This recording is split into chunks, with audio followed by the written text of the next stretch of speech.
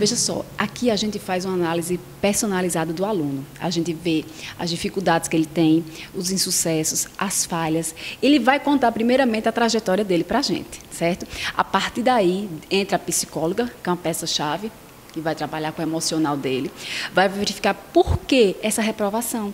Muitas vezes, essa reprovação vem após 5, 6, 7, 10 anos de estudo. Então, nós vamos investigar por que essa reprovação, se ele tem muito material, se ele tem tempo, disponibilidade, e por que não está dando certo, por que ele não está conseguindo lograr êxito, conseguir a tão sonhada aprovação. Como ele pode definir o que estudar do conteúdo? Talvez essa seja a parte mais difícil, saber o que estudar. Então, aqui entra a nossa assessoria especializada. Nós vamos trilhar o caminho, tornar esse caminho, deixar de ser uma montanha para tornar uma planície, sabe? Deixar menos íngreme. Nós vamos facilitar o estudo dele, fazendo uma planilha personalizada, um ciclo personalizado de estudo, com as principais disciplinas, matérias confortáveis, desconfortáveis e aquelas que têm mais preponderância do edital que ele escolheu. No caso, direito, para quem não é da área, é bem complexo. Como ele vencer essa barreira, aquele que não é da área do direito? Pois é, bem interessante a sua pergunta, porque aqui chega muita gente da área de saúde, chega fisioterapeuta, enfermeiro, chega gente que totalmente alheio. Aí um edital iminente, ou na iminência de sair, ou já tendo saído, publicado, e aí a gente vai organizar, assim, dentro daquela disciplina, por exemplo, direito processual penal. Qual é o conteúdo que nunca deixa de faltar numa prova? Então, a gente organiza o mais importante dentro das disciplinas para ele ter uma grande chance de acerto e lograr a aprovação. No caso, não cai tudo de um edital. Não é preciso estudar 100%, então.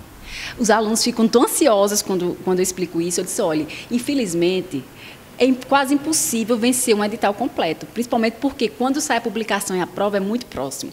E aqui as pessoas deixam para estudar, infelizmente, quando o edital sai. Aqui na Paraíba a gente tem esse defeito. Então, o que é que acontece? Dificulta bastante e nós temos que pegar o edital, destrinchar, dissecar o edital e ver aquilo ali, o que é preponderante, o que é determinante numa aprovação. Pelo número de questões que a banca às vezes diz, tantas questões de português, tantas questões de raciocínio, tantas questões de legislação extravagante. Aí, a partir daí, a gente formata esse ciclo personalizado. Quais são os principais erros dos candidatos? Que orientações você poderia dar para eles? Pronto. Principal erro. Ele deixa de praticar uma atividade física, a ansiedade toma de conta, ele deixa de frequentar, por exemplo, os locais que ele costuma professar a fé, a igreja, culto, ele se isola, certo? Ele se automedica, ele quer resolver a trajetória dele toda em poucos meses, aí começa a estudar 10 horas por dia, certo? Todos são os principais erros. E estudar sem saber por onde. Às vezes tem aluno que já sabe por onde estudar, qual o material mais adequado, e tem aluno que chega com um calhamaço aqui de papel, todo perdido naquele monte de alfarrábios, de cadernos, de tudo.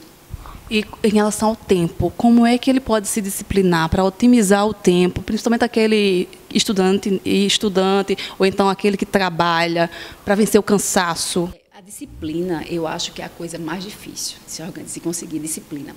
Mas aqui, quando o aluno entra, ele aprende a ter disciplina. Ele é obrigado a ter disciplina, porque ele vai ter a obrigatoriedade de fazer 400, 500 questões por semana, simulados, redações, responder questões subjetivas. Então, a gente vai começar a organizar a vida dele, a vida pessoal e a vida de concurseiro dele, e ele vai adquirindo essa disciplina, que não se adquire do dia para a noite. Nem aqui a gente faz milagre. O aluno vai ter que sentar e vai ter que estudar, e vai ter que fazer muitas e muitas questões. Causa tanta reprovação. É tão comum aqui alunos que reprovaram sucessivas vezes, como no exame da ordem. 5, 6 vezes. Só questão de ansiedade, só o bloqueio mental, pela cobrança da família, namorado, pai, tudo. Essa cobrança gera esse bloqueio. E o aluno, infelizmente, tem o conhecimento e não consegue aplicar. Porque alguns professores, eles dão algumas metodologias, dizem ao aluno como estudar e não dá certo. Pois é, porque é o seguinte, não existe uma regra de como obter êxito no estudo, não existe. Cada pessoa aprende de uma forma, então eu tenho que identificar a forma que você aprende. Se você aprende mais lendo, ouvindo, escrevendo, qual é o tipo de sua memória? Se é memória tátil, auditiva, e a partir daí você vai ter um acréscimo muito grande no seu rendimento. Seu rendimento vai pipocar. E em relação àquele marca-texto, tem a apostila que está toda marcada, toda riscada, isso é bom, é positivo para o estudo ou não? Tem aluno que pega um livro e copia o livro todo, como se fosse fazer um resumo. Isso não é resumo, ele simplesmente está copiando o livro, certo? Eu tenho um aluno aqui, um advogado, que ele faz resumos fantásticos, impressionante. Ele consegue resumir Constituição, ele consegue resumir direito civil, tudo. Então, aí sim é válido, mas a cópia de um livro, a cópia de uma doutrina, não acresce em nada. Não fixa. Não fixa. E marcar todo o livro de laranja, verde, também não acrescenta. Você tem que saber selecionar. A palavra-chave daqui é selecionar e otimizar tempo e dinheiro. O Eduardo Jorge no caso, você está fazendo assessoria para ele. Quais são as dicas? Apresenta ele para a gente. Eduardo Jorge é um aluno nota 10, né? Eduardo Jorge já chegou aqui super bem encaminhado, a mira dele é grande, é alta, ele está mirando magistratura. Ele apenas precisava de algumas orientações, porque ele tem conhecimento e bagagem, né? Mas, assim, eu acho que agora ele consegue alcançar o concurso dos sonhos. No início, a minha maior dificuldade seria aliar o profissional com os estudos, certo? Eu sou advogado, então a advocacia ela consumia muito meu tempo. Quando eu procurei a professora Célis, foi exatamente para poder alinhar isso e encontrar um norte nos meus estudos. Eu tinha um objetivo, que era o concurso público. O que faltava para mim era a organização. Como todo aluno, né, eu tinha muito material, tenho muito livro, muita apostila, muito marca-texto, mas eu não conseguia direcionar isso para um fim específico, que seria a aprovação no concurso. Sempre batia na trave, sempre chegava perto. Agora eu estou mais confiante. Dos seus estudos anteriormente para agora, quais são as diferenças nesses detalhes de ler a apostila, ou ler a doutrina, ou ler a lei seca, ou usar marca-texto, não usar? O que mudou? Na verdade, quando eu iniciei aqui o curso, eu usava um tipo de estudo extremamente comum entre os concurseiros, que é exatamente o marca-texto, a leitura de apostila. A professora direcionou esse tipo de estudo para o resultado. Para você ter uma ideia, quando eu comecei o curso, eu estava com 57% a 58% de aproveitamento nas provas. A gente fazia o simulado, as provas passadas chegavam no máximo a 60%. Conseguia até algumas aprovações, mas nunca a classificação, eu sempre ficava mais atrás. No final de quase 6 meses de curso, minha média está em 97%. Ela está bem alta.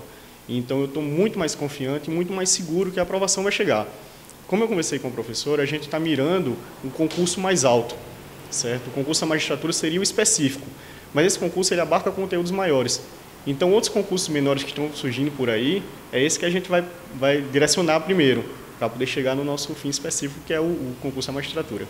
Você já realizou algum concurso? Quais são? Antigamente, há 2, 3 anos atrás, eu comecei a fazer concurso.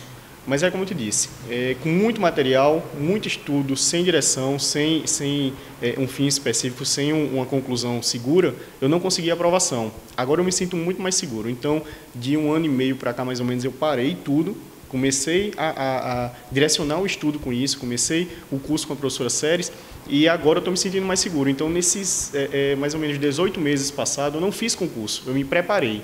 Agora os editais vão começar a sair. Agora é a hora da aprovação. Com a crise econômica, todo esse caos político no país, a ansiedade nos candidatos tem aumentado, tem reduzido o número de concorrentes, de candidatos? Como é que está se portando? Veja só, Aline, essa crise foi interessante. Assim, essa crise trouxe o seguinte, a maior procura pelo concurso público. Então, veja só, a iniciativa privada no país, infelizmente, anda mal, certo? E está obrigando os candidatos a procurar estabilidade no concurso público. Então, em virtude da crise, a procura aqui no curso aumentou.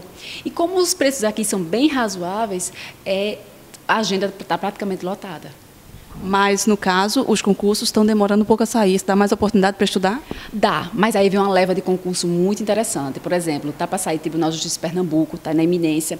Vem aí Tribunal de Justiça de Alagoas, Agente Penitenciário do Rio Grande do Norte. Então, são concursos atraentes, certo? Porque a finalidade do concurseiro é adquirir a estabilidade tão sonhada, certo? A iniciativa privada pagava razoavelmente bem, mas o sonho é a estabilidade e só o concurso assegura. O concurso da Controladoria Geral do município me parece que não está sendo tão procurado. Por quê? Pois é um concurso que nunca aconteceu. Realmente a procura tem sido reduzida, eu acho que em virtude das convocações. Porque tribunais de justiça têm um histórico de convocar muita gente. O Tribunal de Justiça mesmo convocou muitos alunos. Então, eu acho que o sonho de ficar no cadastro reserva e ser nomeado faz com que a procura por Ministério Público, Polícia, Tribunal de Justiça seja bem maior.